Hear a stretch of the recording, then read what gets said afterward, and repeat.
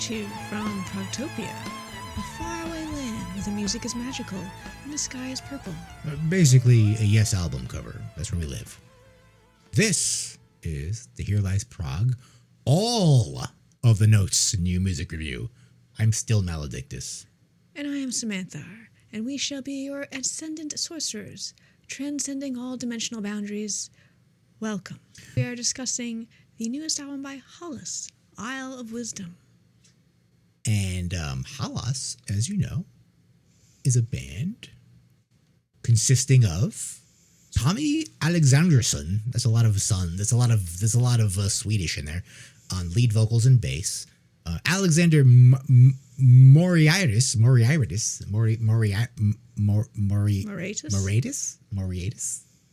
a guitar.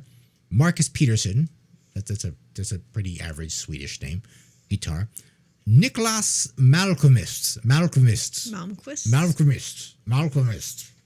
on organ and synthesizer, and Kasper Eriksson, another son of Eric, on drums and percussion.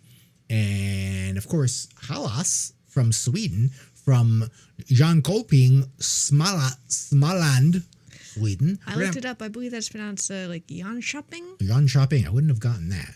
No. But that's that is we're gonna have a lot of trouble pronouncing some of these words, being this is in a completely like alien language. Formed in 2011. These guys have genred themselves adventure rock. That's what they're known as. However, I kind of identify it as retro prog rock, and the Swedes do that that retro thing so good. And right now they're experimenting with prog rock. And Isle is of course their third full-length album following 2020's Conundrum. So yes. And now Maledictus has created a whole new scoring system for prog, because our usual does not apply. So we have new scales, including the categories progressiveness level, interdimensional insight, amount of instruments, and conceptuality. And also, most importantly, subjectively, if these guys are nerds or not. Please note, neither end of these scales are good or bad. All right, let's get on with the review. Okay. The first scale, casual to ascendant. The measure of how prog it is, rock-based prog to crazy jazz, Maledictus. All right, so I'm going to give this a 2, more on the rock, and that's more on the rock and roll side. One, the left side is rock, the right side is beyond.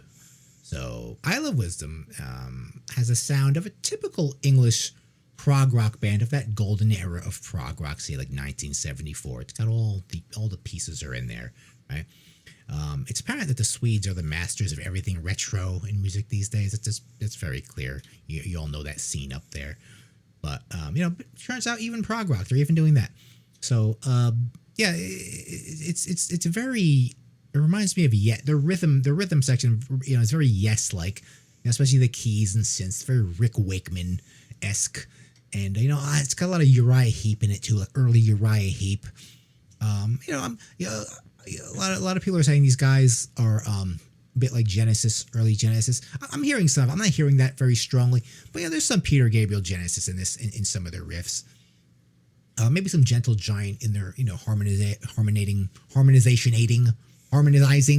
harmonizing vocals, right? There's a little bit of that in there. They're kind of taking all those big prog rock bands and kind of making this creation out of their influences. Because let's be real, like if prog rock wasn't like the way metal is today, prog rock, like they were only kind of like big bands, like you didn't have really a market. You don't think there were underground prog bands?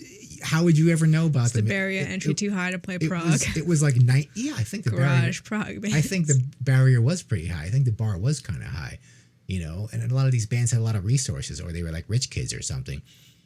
So I don't think there were a lot of like underground prog rock bands. Maybe a band that you think is underground probably wasn't really that underground, like, cause it's like 1974. So like, you didn't have musical coverage back then. You didn't have an internet back then. So if they were underground prog, they were lost forever, right? You'd never know they were there. So you really only get access to the big ones. I'm a low level prog wizard. I'm probably like level 2. I don't know, maybe you're level 5. I've been at this for a while. But I, as a low level wizard, I find Hallas very nice. You know, they're not too simple. They're definitely not a rock, one here. They're very very engaging, and they're complex. They have a lot of complexity to their sound, I think. But they're not. A lot of times I listen to high level prog. It's like sometimes I just feel like they're trying too hard. Yes. Never get that feeling with Hallas. So I agree. Yeah, this is got a more of a rock sound. It's it's casual. It's not too casual though. Right, but it's fun though. Like I don't think it's gonna really. It's fun. I don't think it's gonna intimidate too many people. It's not. It's to me it's like entry It's level. gonna intimidate AC/DC fans. That's different. I mean, if you're that's different. But like, if you're into like a lot of regular bands, if you're into a lot of regular metal, you might like you might like this. It's kind of adjacent. This is not King Crimson or Magma or Vandergraaf Generator. It's not 20-minute song prog. Well, but it's not Rush either. It's not like more like the really rock sound of Rush. But, the songs are bouncy, they're catchy, and it's adventure rock, like they say. So it's a lot of fun. It's very accessible. So next. And now for our second scale, the scale of peasant to sorcerer. Is it earthly or otherworldly? Maledictus. I give this a 3.5 for, that's closer to sorcerer. It's in the middle. Peasant or sorcerer. It's kind of in the middle. And, despite this generally non-sophisticated and fun nature of Isle of Wisdom, the overall feel of the music and lyrics is somewhat beyond the realms of earthly magic. Also, we casually leave for space on track 6. So there's some space in this, and that's not Earth, right? There's a little bit of talk of demons and a Stygian matter on one of the songs. That's also otherworldly, right? We don't have demons or visions of hell, visions of Greek hell on our planet, do we? But overall, these supernatural and cosmic themes on the album don't really venture too deep into the realms of the esoteric, just casually. So that's why I give it 3.5, because you can get a lot further into those realms, and we're at a safe level, I think. I feel like this band, they are sorcerers, but they're humble sorcerers. Mm-hmm. They will often mix among the peasants, yes, and you might not be able to distinguish them from them if you're not well attuned to magic. So. Yeah, but they're friendly. They're not like snobby sorcerers. No, they're nice. They're like, hey, how are you doing, people of the town? I'm not going to turn you into a rock. I'm not going to turn you into a mushroom. I have respect for you. Next. Okay. Our third scale, scale 3, power trio to orchestra, or the number of instruments and or synths used. I give this a 3.5. Hallas has the core of a traditional rock band, and as this is their origins really. I believe they started as like a bluesy band in the old days. So however, they've gotten more prog in this latest release, I think, versus their last album, and showing off they're really experimenting with a wide variety of synths and synth models this time. If what I can identify here's where the wizard talk comes in. It's got that traditional obligatory Hammond organ, which exists virtually in all early 70s rock. That was really the power behind most of it. I think there's a little bit of a clavinet in there, maybe, a Selena in there, some parts. And, occasionally, they have that solo on probably a mini Moog for that lead. So they have kind of quite of an array of synths there, and it's... And an interesting note, reading from their Bandcamp profile, it says they had access to ABBA's synth arsenal because they recorded it in ABBA's studio, apparently. So, but otherwise, besides that, synths are pretty common, synths and things with keys on them, no matter what era of prog rock we're talking, whether it's 80s prog rock or early 70s prog, there's always something with keys on it somewhere, right? So that's all pretty conventional. So I'm not going to give them too, high of a score, whereas some prog rock bands go all out with the instruments. These guys are that's pretty standard for a prog rock band, I think. They do have a very full sound. Yeah, the sound is very full. It's covered, everything is covered there, right? What you're just saying, as a low-level prog user, it sounds very, very full to me, but you're saying it could be. Yeah, it could be. It could get, I don't want to say it could get worse, but it can get a lot more complicated. They're not one of those bands that's like, oh, my mind's gonna melt. It's like, oh, this is nice. I like this. They're a good medium. They're choosing to recreate the right kind of prog. Tastefully. I think tastefully. They're doing it very well. As the Swedes do. Okay. Next scale, or more of a question, conceptual. Did you identify any concepts? No. And this is a yes or no answer. The Isle of Wisdom does not appear to have any conceptual link between the 8 tracks on the album. However, I read that the name in their lore, in their mythos, the name Hallas refers to a knight in a parallel medieval universe destined to take part in a religious war caused by a tyrannical queen. And that's kind of an overall concept, a blanket concept over all their albums, as their name is Hallas. That sounds kind of familiar. Didn't we do something like that before? That sounds familiar, that story. What am I referring to? I don't know. Your dreams. Yes, I don't know. I've heard that story you before. You saw it in a dream. I feel like, one of these albums we reviewed did a similar story. But anyway, okay. Yeah, I think there's an overall blanket concept. And our last scale or question here, the vibe. Nerds are rock stars. And this is subjective. This is really a result if you listen to all their songs and you look at, how they look and how they conduct themselves and maybe, live, how they play and everything. And you come up with a thing like, are these guys nerds? Would I shove these guys in a garbage can in high school? The answer is 60% nerd for me. Like, they might get shoved in a garbage can. Like, not like.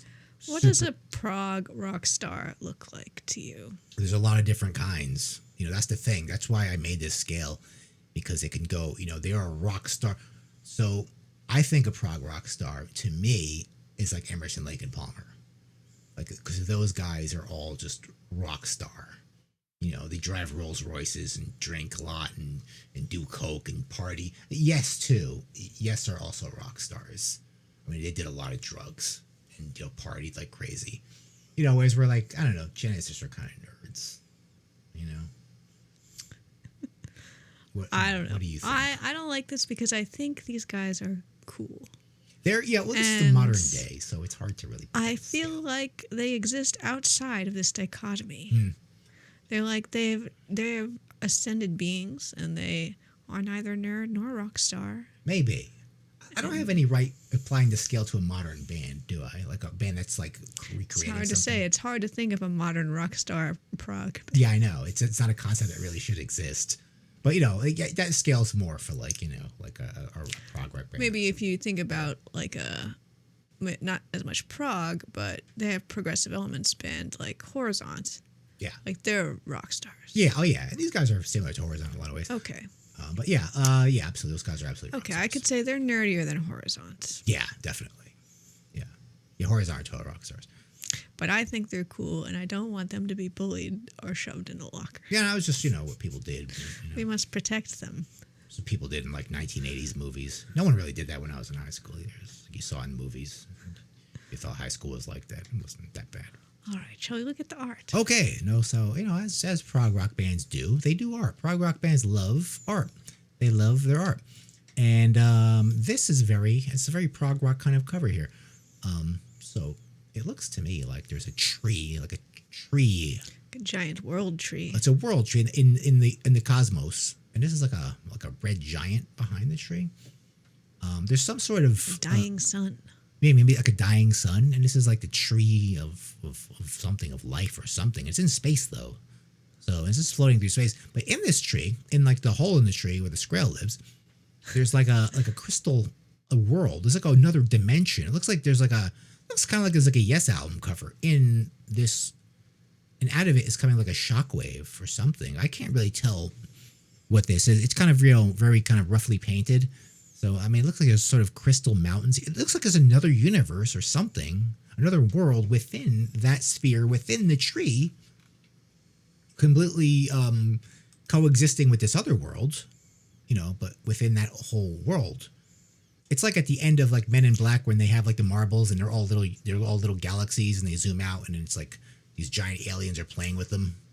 You ever saw that? I wish I could make this larger. Like, I feel like there's a lot of detail I'm missing within the... Yeah, I can't really see. Yeah, I can't. Like, yeah, we really have to zoom up, but if we zoom up, we'd probably get all pixely. Like, is that orb the Isle of Wisdom? Is it an isle? Maybe, but it looks like there's like mountains and waterfalls. Man, I really can't. Even if we zoomed up, like the painting is so kind of like roughly done, like we wouldn't really get any detail out of that. It's not really done at a very high detail level, so I cannot tell what's going on in there. Yes, now I can see that the tree is indeed floating in space. Yeah, and yeah, there's like this little hole in the tree, and this thing is in the tree, and these are like the tree is maybe like the tree is the Isle of Wisdom. Maybe. An island within space. Yeah, I don't understand the concept of this. This is such a bizarre concept. Yeah, I know we look at a lot of artwork and it's always sort of a bizarre concept, but this is a very bizarre concept. It's a very just abstract concept that I really can't wrap my head around. I do enjoy it. Yeah, it's I would put it on the wall. Yeah, it's definitely great artwork for your you get like the day glow version of this or something, right? But yeah, otherwise it's definitely a concept of prog rock that I really. Does it have prog points? Yeah, 100%. Like this is definitely something of the esoteric that I can't really decipher. Cosmic magic. Like usually I kind of try to put like even no matter how abstract the album cover is, like I always kind of have my own explanation, but I really can't come up with one for this. Like I have no idea. Like I can't decipher what's going on here because there's so much weird stuff that just has nothing to do, that just wouldn't exist in real life going on. I'm gonna say that orb contains some kind of universe. Yeah, that's all I could think of. It was naturally within this tree, and through their technologies and magic, they have uprooted the tree and taken it into space. Yeah. And now they're in this kind of dangerous situation. I mean, this is kind of a dark interpretation. Yeah, maybe. Where they're being pulled into this, or they've attracted with their waves of whatever is radiating away from the tree. There's something coming out of it. Red presence. I don't know. This is just like. Or maybe that's a good thing. Maybe they wanted to meet it. I can't tell what's going on, but it's some sort of inception here. There's like another universe within a universe here. Yeah.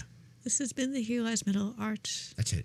Interpretation segment. Oh, I thought it was a great album. Yeah, it was a good album. I mean, I never feel very informed when speaking about prog rock because, as I said, I'm like a level 2 adept wizard, and Maledictus, I don't know, is he an eminent wizard or a master wizard? I'm not there yet, but I've been into prog rock for a while. So he's got a lot more knowledge on prog rock, so I feel like I'm just kind of dumb when I speak about it. But I do think this is a very beautiful album. It's very nice sounding and pleasant. It's a fun album, and it just makes you feel good. It's catchy too. It's easy prog. I do think it's strange that Hallas gets so much attention from the metal community when they have no harsh sounds. They're just very nice proggy rock band. And I kind of like, they are on Napalm, right? Yeah, I think one of the distributors is Napalm. Like I think I found Hallas via the Spotify algorithm. I just came up. So yeah, like it was recommended to me by Spotify, and I was like, oh, that's a cool album cover, and I listened to it. They have a decent amount of listens on Spotify. So like yes, there's kind of like a cabal for Spotify to be promoting, recommending them, but yeah, it's kind of a weird because it does make me wonder like what other small like not metal at all prog bands are out there that are small. I mean, this is not a tiny band that are small like this one that we could be listening to and enjoying. But I just don't know. I don't hear about them because I'm just not in that world or that scene. Underground prog rock bands. I think that's more of a possibility today. Like it's more accessible today. So I think it's entirely possible for that to exist. And I would like to hear about these guys. So yes. But yeah. So this is a very catchy band. It's very easy prog rock. It's very catchy. You'd love it. So it's very magical and adventurous. Yeah. So folks, thanks for watching the Here Lies Metal. The Here Lies Prog. That's another show, folks. This is our inaugural episode of Here Lies Prog. We hope you enjoyed Hopefully it. There's more prog for us to review. I would love for you to find more prog. Yeah. And perhaps I could level up. We could all level up. That's what it's all about. Leveling up and to be the ultimate wizard. Yeah, folks, that's it. We'll see you with the next review. Thank you for listening. Goodbye.